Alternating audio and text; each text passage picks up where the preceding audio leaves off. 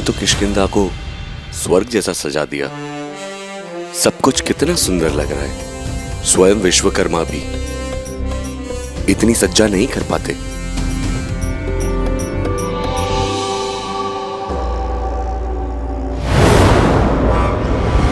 ऐ दोस्त, कहां बड़े चले जा रहे हो?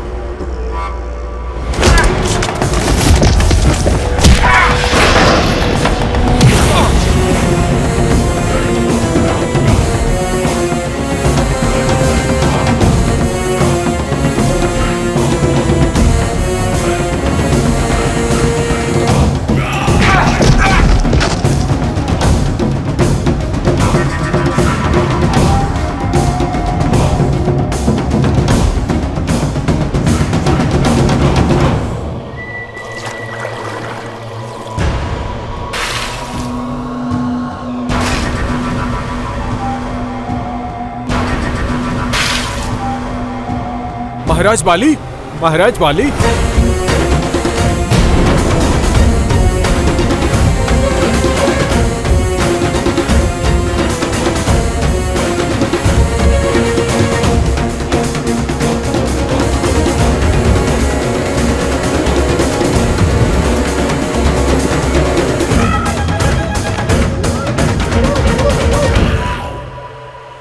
सुग्रीव!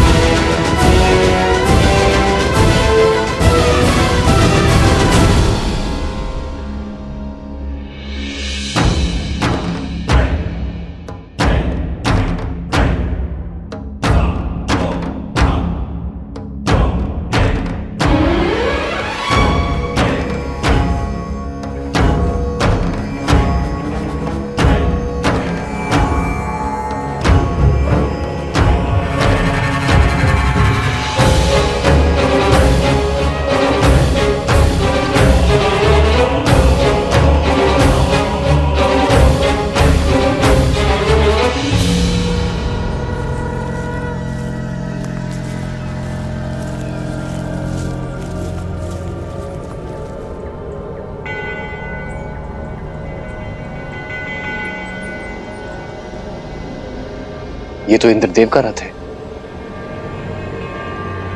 वो अवश्य ऋषि शरभंगा को लेने आए होंगे।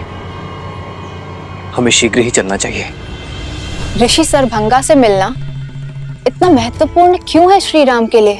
श्री राम के जीवन की एक अत्यंत महत्वपूर्ण कड़ी है ऋषि शरभंगा, जो वन में अपनी सांसों की डोर थामे श्री राम की प्रतीक्षा कर रहे हैं, ताकि उनसे भेंट होने पर उन्हें ऋषि अगस्त्य तक पहुंचाकर अपना कर्तव्य निभा सके।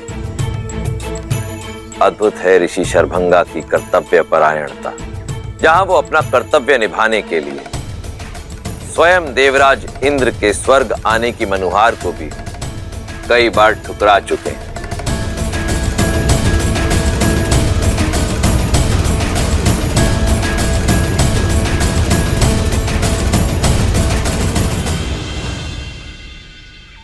प्रणाम ऋषिवर।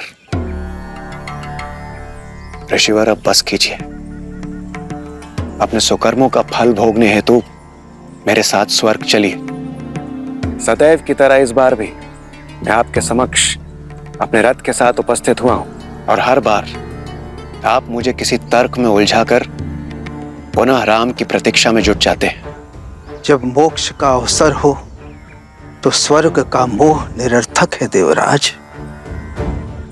मेरे जीवन का अंतिम उद्देश्य तो अपनी निर्जीव शरीर को श्री राम के चरणों में निछावर करना ही है, और श्री राम अवश्य आएंगे।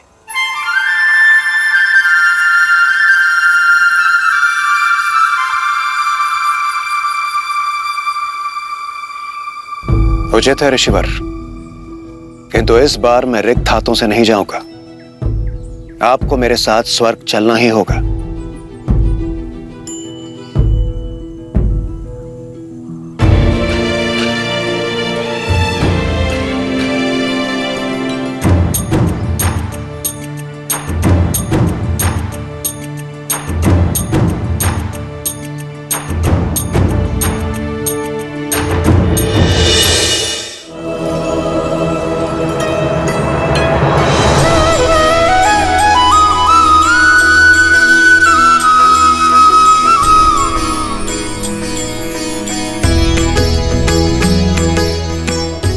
प्रणाम ऋषिवर।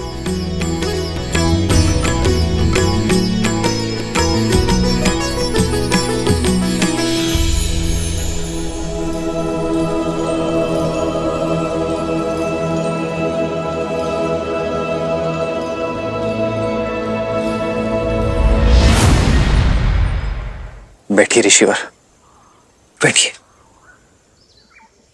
राम, आप आ गए। आपने मेरी पुकार सुन ली। सहस्त्रों वर्ष से आपकी प्रतीक्षा में मर मर के जी रहा हूं।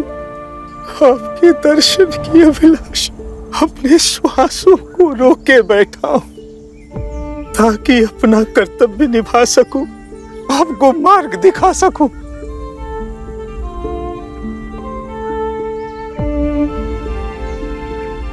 कर्तव्य के लिए आपका संघर्ष हमारे लिए प्रेरणा है ऋषिवर।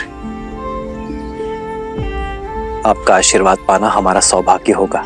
मृत्यु पाने से पहले आपके मार्गदर्शन का दायित्व मिला था। अब जिसे निभाकर शांति से मर सकता हूं। राम, अपने कर्तव्य, अपने उद्देश्य की पूर्ति के लिए आपको ऋषि अगस्त से मिलना होगा, किंतु उनसे मिलना इतना सरल नहीं। वो दंडकारण्य में किसी गुप्त स्थान पर रहते हैं, इस जग से, इस हिंसा से दूर। उनकी खोज के लिए सर्वप्रथम उस वृक्ष को खोजना होगा जिसका मुख मनुष्य जैसा है। वही उनका मार्ग बताएगा। ऋषि अगस्त्य वो दीप है जो रावण और उसके सेनापति घर के अंधकार को समाप्त करने का मार्ग प्रज्वलित कर सकते हैं। अब मुझे अपनी गोद में सर रखकर मोक्ष दीजिए प्रभु, मोक्ष दीजिए। बहुत थक चुका हूं।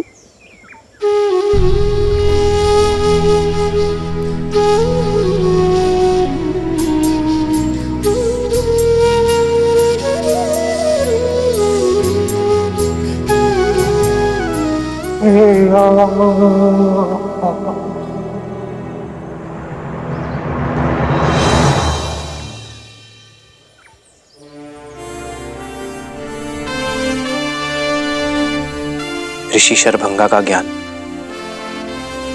सदा हमारा मार्गदर्शन करता रहे। चलो लक्ष्मण, इनके अंतिम संस्कार की तैयारी करते हैं।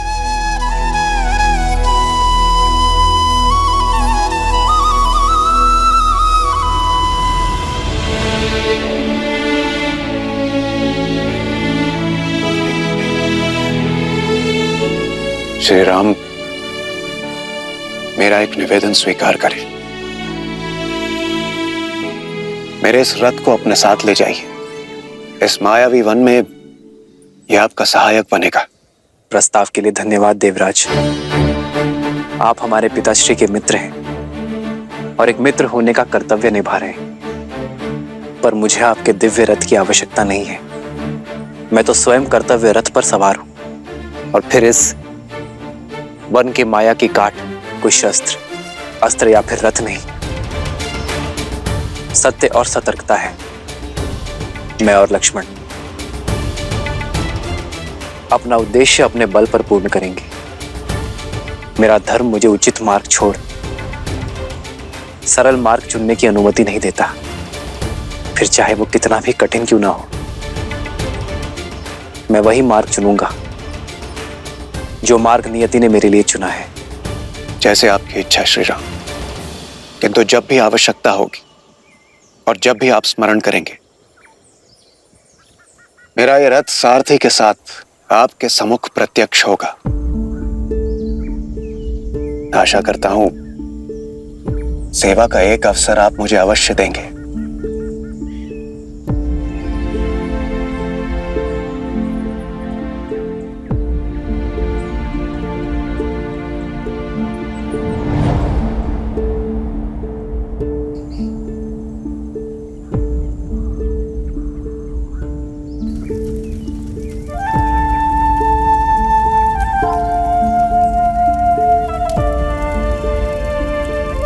श्री राम, आपके जाने से पूर्व आपको कुछ दिखाना चाहता हूं।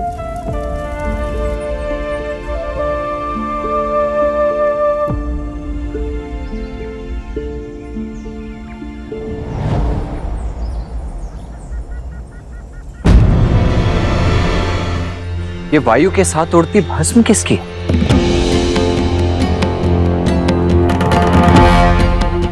आइए आप स्वयं देख लीजिए।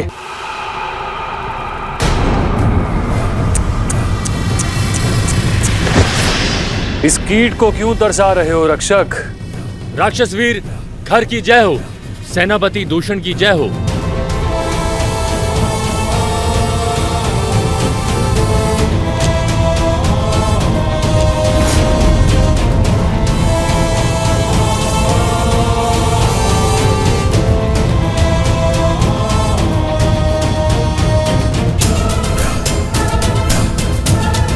महाराज, ये उदंडी महल में घुसने का प्रयास कर रहा था, मैंने धर दबोचा।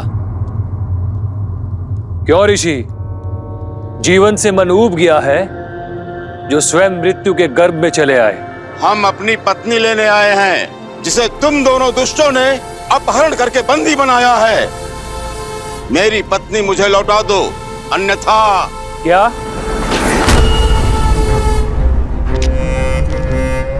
फिर से कहना। आनंद आ गया, पहली बार किसी से चेतावनी मिली है, कानों में अमृत सा घुल गया। ए ऋषि, एक बार फिर से चेतावनी देना। वैसे तुम किस स्त्री की बात कर रहे हो? दूषण, तुम्हें कुछ पता है? कैसे पता होगा घर? हमने तो अनगिनत स्त्रियों का अपहरण किया है, इतनी स्त्रियों को भोगा है कि अब तो गिनती भी स्मरण नहीं। एक क्षण, पिछले सप्ताह एक ऋषि पत्नी को लाया गया था, अद्वितीय सुंदरी। कदाचित ये ऋषि उसी का पति है।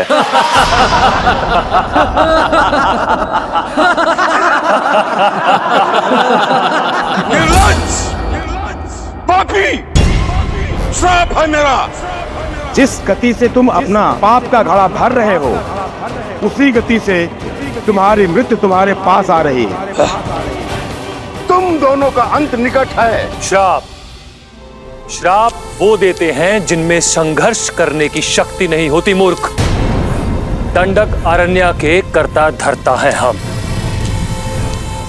राक्षस राज रावण के सौतेले भाई और प्रतिनिधि है हम लोग। इस वन के स्वामी है हम लोग। दंडक के भगवान हैं हम। अब बताओ, भगवान को मारने का साहस किसमें है? तुम में नहीं ना? तुम जानते हो कि भगवान क्या कर सकता है? जानते हो?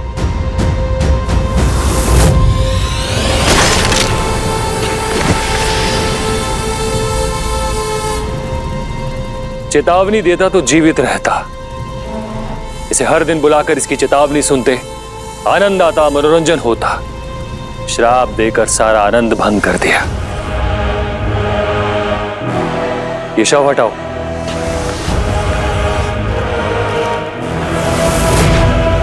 भैया,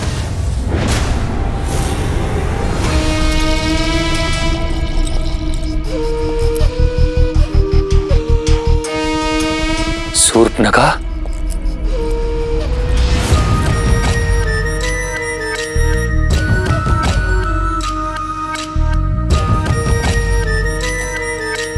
आज लंका छोड़ के दंडकारण्य में कैसे आना हुआ? रावण भैया की आज्ञा का पालन करने। उन्होंने आप दोनों के साथ रहने की आज्ञा दी है और अपना मन चाहा वर ढूंढने की अनुमति देकर भेजा है। भैया, आप दोनों मेरी सहायता करेंगे ना? निसंदेह लंकेश की आज्ञा का पालन अवश्य होगा, क्योंकि हमारी नीति के अनुसार इस वन में पग धरने वाली प्रत्येक स्त्री हमारी संपत्ति होती है और सभी पुरुष मेरे खिलौने। भय, अधर्म और संहार ही राक्षस राज है। महाराज कर, महाराज कर, महाराज राक्षस राज संकट में है। क्या हुआ? महाराज कर, विराट मारा गया। विराट, महाकाय महाबली, जिसे किसी भी शस्त्र से मारा नहीं जा सकता, वो कैसे मारा गया? किसने किया यह दुस्साहस? देवता, नाग, गंधर्व या त्रिदेव? बोलो, किसने मारा विराट को? एक साधारण वनवासी मानव और उसके भाई ने महाराज। असंभव! किसी भी मानव में इतना बल नहीं कि वो विराट का अंत कर सके। असंभव को संभव होते हुए देखा है मैंने, इसलिए दौड़कर आपको सूचना देने चला आया। स्वयं उनके युद्ध कौशल का साक्षी हूँ महाराज। वनवासियों के भेष में वो कोई क्षत्रिय है।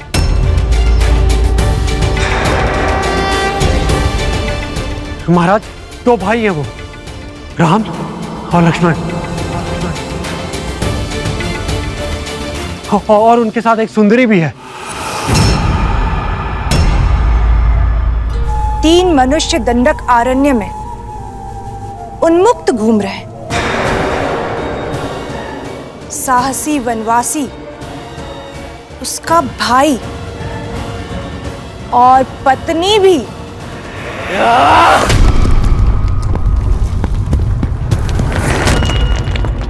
चीर दूंगा उन्हें। दंडक अरण्य के राक्षस राज को चुनौती देकर कोई जीवित नहीं रह सकता। एक क्षण खर भैया, उस स्त्री का विवरण दो। कैसी दिखती है वो? अनुपम सौंदर्य है उस स्त्री का। हिरनी सी आंखें, गज सी चाल, पुष्प सी कोमलता, देव तुल्य तेज है। एक बार कोई देख ले तो मंत्रमुग्ध हो जाता है। ऐसी सुंदरी तो संपूर्ण संसार में केवल एक ही है। मिथिला की राजकुमारी सीता।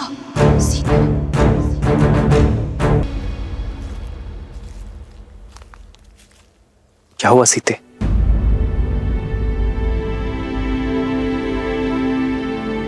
कुछ नहीं आ रहा।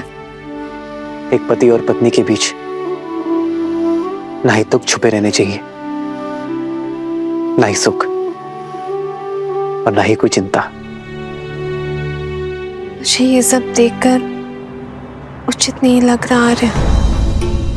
और हिंसा तो सबसे बड़ा धर्म है ना, फिर धर्म के पथ पर चलने वाले हिंसा का पालन कैसे कर सकते हैं आर्य?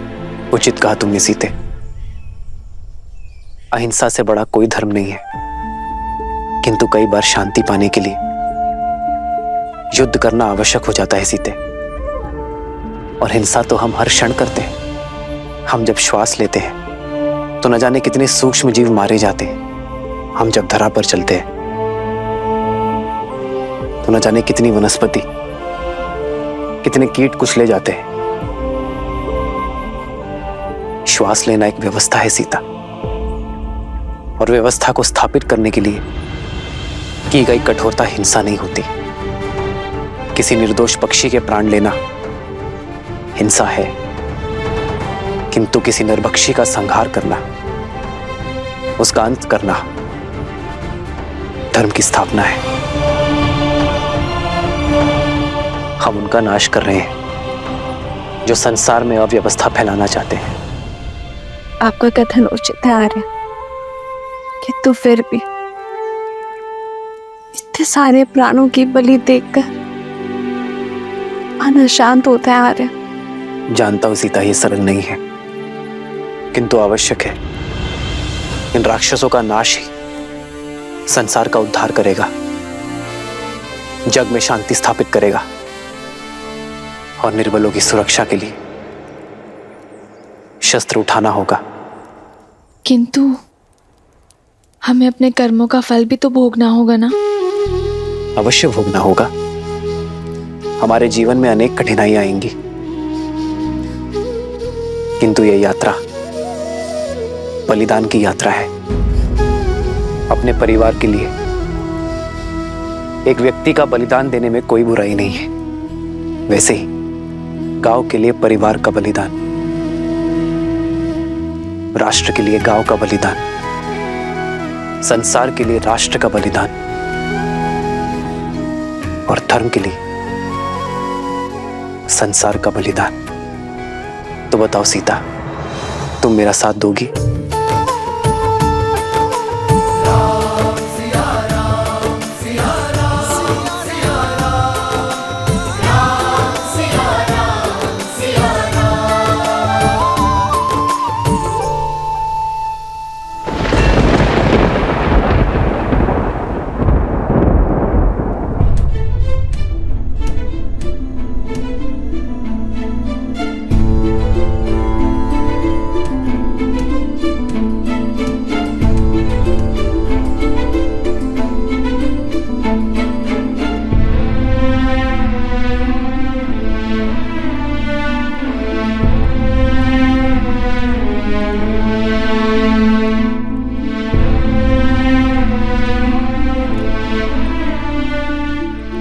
मुझे भान है कि तुमने बाली को प्राणदान क्यों दिया है हनुमान।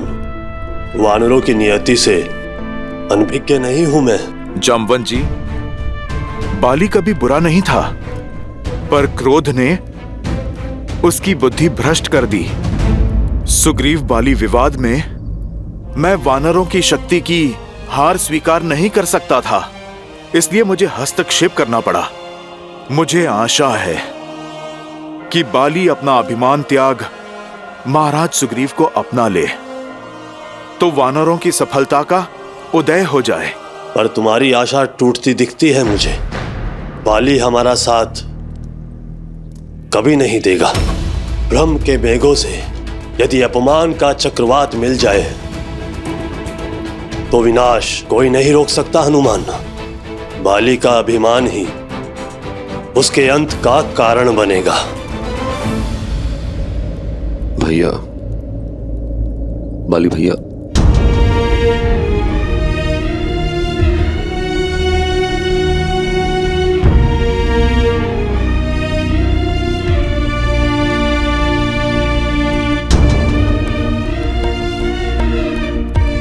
हनुमान, बाली भैया को प्राण दान देकर तुमने मुझे जीवन दान दिया। महाराज सुग्रीव, परंतु मुझे खेद है, बाली जैसा बुद्धिमान व्यक्ति कैसे सत्य नहीं देख पा रहा।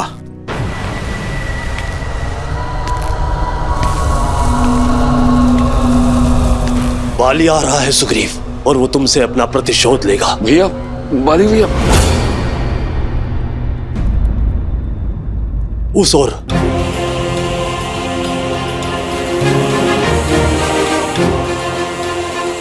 जय श्री राम। जय महावीर हनुमान, जय जय पवन पुत्र हनुमान।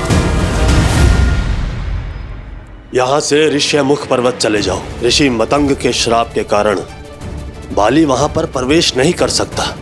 सुग्रीव वहां पर सुरक्षित रहेगा। चलिए महाराज।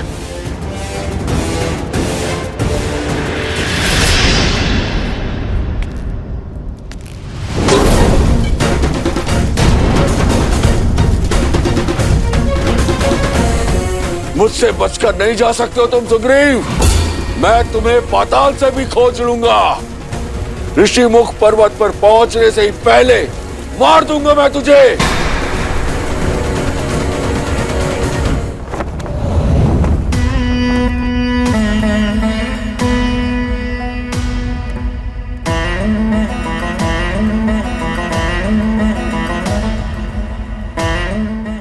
आनंद को यह समाचार देगा कौन?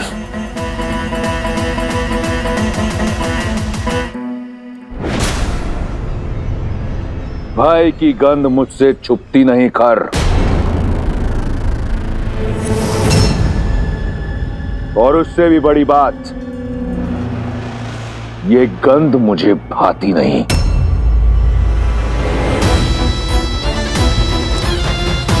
मैंने अपने सौतेले भाइयों को दंडक का शासन सौंपा, ये सोचकर कि वो वहां अपने भाई का साम्राज्य स्थापित करेंगे। इसलिए नहीं कि वो इस तरह भयभीत होकर मेरे समक्ष खड़े हों। तुम्हारे झुके हुए नेत्र इस साफ बताते हैं कि तुम्हारा भय, तुम्हारी व्याकुलता उचित भी है और आवश्यक भी, परंतु स्मरण रहे, आज मेरे कान किसी भी प्रकार की बुरी सूचना सुनने को सज्ज नहीं। ये भय फिर दिखा तुम्हारे नेत्रों में, परंतु अच्छा लगा क्योंकि ये भय रावण का है, होना चाहिए।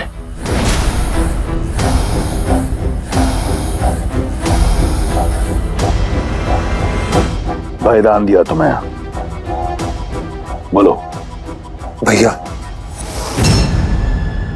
लंकेश विराट मारा जा चुका है। तो विराट रावण नहीं, काल जिसके वश में हो। परंतु लंकेश, विराट का संहार एक वनवासी मनुष्य के हाथों हुआ है। किंतु वो एक साधारण व्यक्ति नहीं है। अयोध्या नरेश दशरथ के पुत्र राम और लक्ष्मण है, और उनके साथ एक सुंदरी भी है, राम की पत्नी मिथिला कुमारी सीता।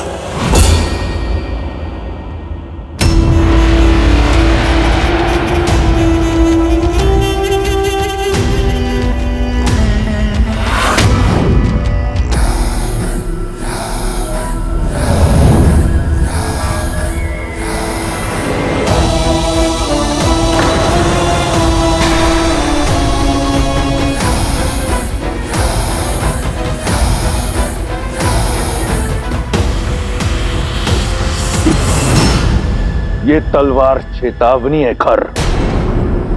वन का दायित्व तुम्हारा है, तो उसमें उपजी समस्या मेरी क्यों?